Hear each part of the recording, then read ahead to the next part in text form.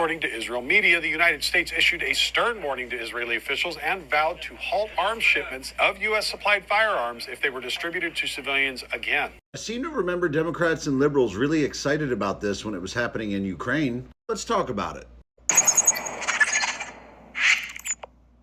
The Biden administration apparently threw a little hissy fit at the Israelis because they saw that the Israeli government was handing out U.S.-made firearms to civilians. If we were to go back in time, I don't know, like 6 to 8 months, we'd see the liberals, Democrats, and the entirety of the mainstream media cheering this in Ukraine. And the reason they gave for supporting that was that the Russians were going into towns and the civilians needed a way to defend themselves. Well, that's exactly what's happening in Israel, to a horrifically worse degree.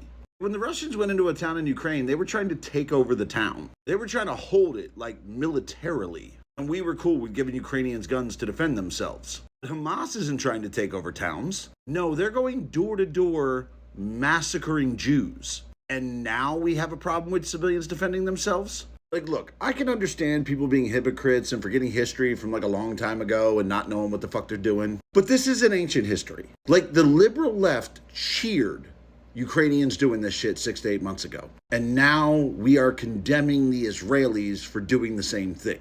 Even though the attacks that are being perpetrated on Israelis are infinitely times worse than what the Ukrainians are dealing with. Our government is basically saying that if you are defending yourself against Russia, it is perfectly fine to give civilians firearms. But if you are defending yourself and your family against Hamas massacres, no. In the words of the late Matthew Perry, could you be more hypocritical? By the way, if you're not following the guy I stitched in this video, you absolutely should be. He's doing an amazing job of relaying the facts of what's going on.